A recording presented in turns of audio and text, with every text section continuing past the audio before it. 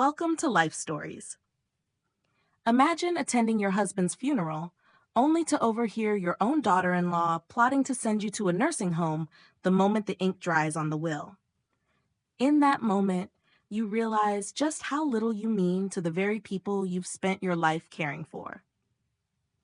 But this story isn't just about betrayal. It's about finding the strength to fight back when everyone you love seems to turn against you. How far would you go to protect your dignity, your home, and your right to live your life on your terms? Stick with us, because this story is about to take some unexpected turns. Let's dive in. The funeral service for Charles Thompson was more somber than anyone could have predicted. The room was filled with people whose faces were painted with grief. But the weight of sorrow seemed to settle most heavily on Maria, his wife of 45 years. She sat in the front row, clutching the handkerchief Charles had tucked into his suit jacket all those years ago. She could still feel the warmth of his presence next to her, though now, in the cold expanse of St. Anne's Patrick's Church, he was gone. Her hands trembled as she accepted condolences from friends, colleagues, and distant relatives, all offering their quiet sympathy. She smiled politely, but inside, the only thought that kept running through her mind was, what now? It was a thought that had haunted her for days. Charles was her world. The man who had once whispered sweet promises of forever was now just a memory, a void she had no idea how to fill. Her son Jack was there, attentive, as always, but his wife, Vanessa, wasn't far behind. Maria didn't know much about Vanessa's intentions, but the way the younger woman clung to Jack's arm, her face meticulously composed, sent a chill through Maria's spine. There was something different about her. Maria could feel it in her gut. Something about the way Vanessa looked at her, as if sizing her up like an unwanted relic from the past. When the ceremony was over and everyone had moved to the reception hall, Maria slipped away into a small side room. She needed to breathe, to get away from the clamor of voices, the handshakes, the polite smiles. She sank into an armchair, her hands pressed to her face, and for the first time that day, she let the tears fall. Charles, I never thought I'd be here without you. How am I supposed to live without you? But as her sobs subsided, she heard the door open. Her heart skipped. She wiped her eyes quickly, not wanting anyone to see her so vulnerable. Yet the figures in the doorway didn't even glance her way. I told you we should have dealt with this before he died. Vanessa's voice was sharp, cutting through the silence of the room. Maria froze, heart pounding. Jack sighed, his voice heavy with exhaustion. It wasn't the right time. He was already going through so much. And now we have to deal with her, Vanessa said, her voice dripping with disdain as she turned toward Maria's spot in the corner. Maria's blood ran cold. She didn't mean to eavesdrop, but the words were unmistakable. We need to talk to the lawyer on Monday. We need to figure out how to handle the inheritance, and fast. We can't keep her in that house. It's too big for her, and she's too forgetful. The old woman. Maria's breath caught in her throat. Jack's voice was softer, almost apologetic. Maybe she could live with us for a while, at least until we figure things out. Vanessa laughed coldly. Live with us? Have you lost your mind? She'd be in the way. You know how she is, always sticking her nose into everything. This is our life, Jack. We need to think about our future. Maria's world tilted. She had always known there was tension between her and Vanessa, but hearing it out loud, so raw and callous, it broke something inside her. Her house, her life, everything she had built with Charles, and they were already discussing it like it was a business deal. A wave of nausea washed over her, but she forced herself to stand. She couldn't be weak. Not now. When she finally made it back to the reception hall, her legs were unsteady, her heart heavy. The smiles, the polite words, none of it meant anything. They didn't see her. She was invisible to them now, reduced to a mere afterthought, something to be dealt with, discarded when no longer needed. That night, as she lay in bed, staring at the ceiling, she thought of Charles again. His gentle smile, the way he would always reassure her with just a touch. Had he known this would happen? Did he anticipate that his son and daughter-in-law would try to push her out of the life she had spent decades building? The next morning, Vanessa appeared at her door, as cheerful as ever, holding a casserole dish. "I thought you could use a little something," she said with an exaggerated smile. "It's so hard to cook for just one person, right?" Maria wanted to refuse, but the words wouldn't come. She felt her spine stiffen as Vanessa waltzed into her kitchen, rearranging the cabinets like she owned the place. "Let me help you get organized. This kitchen is just so cluttered," Vanessa said, her tone sweet but sharp. "I've managed just fine for 30 years, Maria replied, her voice tight. "Oh, I'm sure you have," Vanessa said, pretending to be understanding, but Maria could see through it. She could see how Vanessa's smile didn't reach her eyes. When Vanessa left, Maria sat in silence, staring at the mess she had made of her thoughts. She needed to be strong. She couldn't let them push her out. Not yet. Not when she still had so much to live for. But as she picked up the phone to call Charles's doctor, Dr. Patterson, she felt the walls closing in. Was she strong enough to fight for what was rightfully hers? Dr. Patterson's voice was warm, but his words were even warmer. "Maria, you don't have to worry. Charles made sure you were taken care of. He wanted you to stay in your home. There's no reason to force you into a nursing home." A surge of relief flooded her chest. Charles had planned for this. But the question remained. Would her son and daughter-in-law respect his wishes, or would they bulldoze her like they always did? Have you ever been betrayed by someone you trusted? How did you handle it? Would you be able to stand up for yourself if your own family tried to push you out of your home? The battle was just beginning. Maria had made a decision. She wasn't going to back down without a fight. But would her son stand by her, or would he crumble under Vanessa's pressure? The reading of Charles's will was fast approaching, and Maria was ready for whatever came next.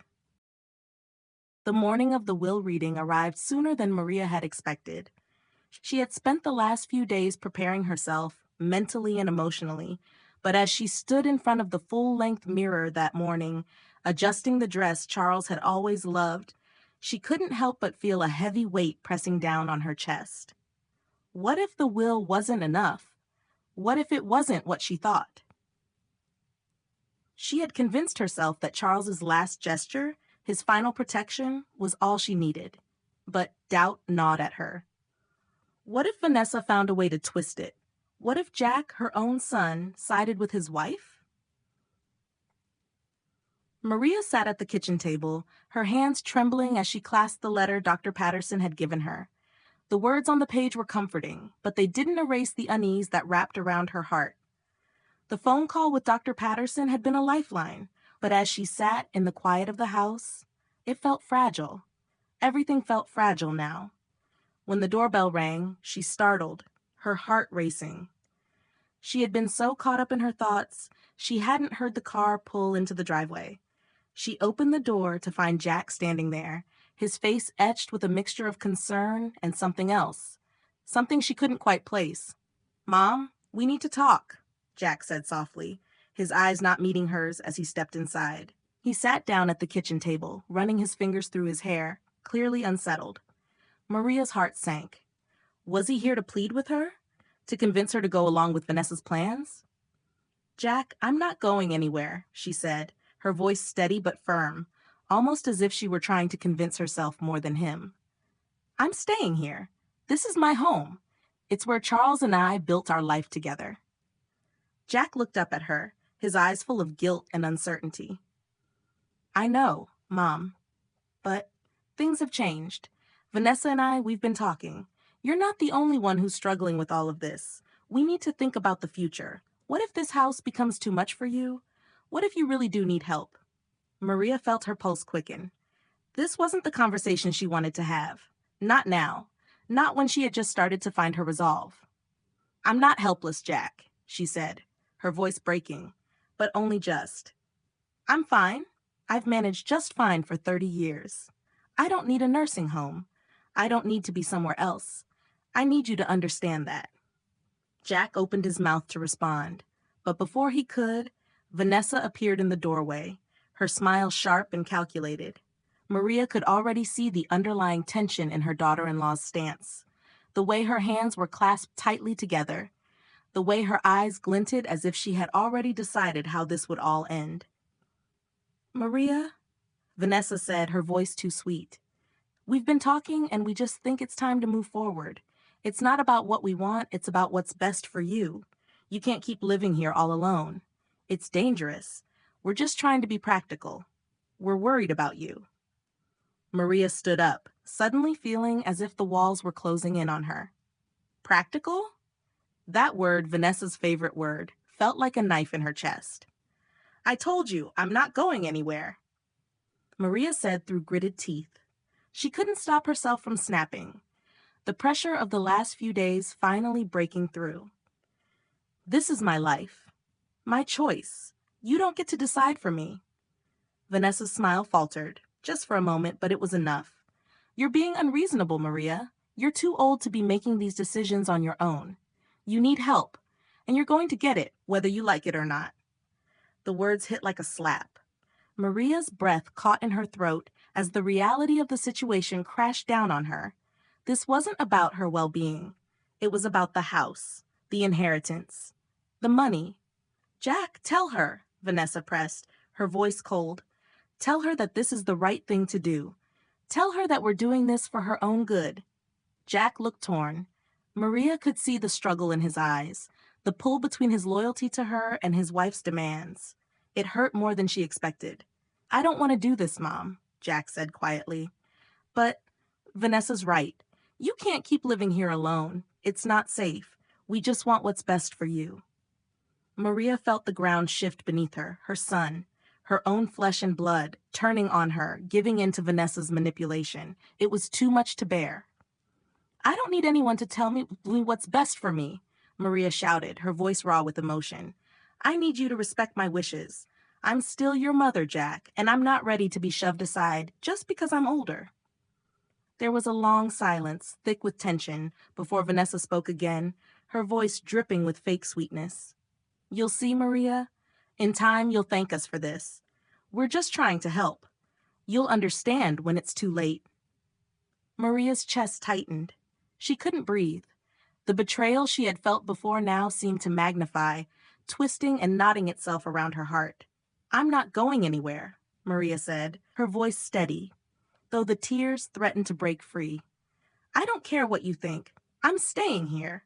And if you try to force me out, I'll make sure you regret it." Vanessa's eyes narrowed, her smile faltering for just a second before she composed herself. "We'll see about that." As the door slammed behind them, Maria collapsed into the chair, the weight of the confrontation settling over her like a storm. How did it come to this? How had her own family turned on her, turning a house into a battlefield? A place where she had once felt safe now felt like a prison.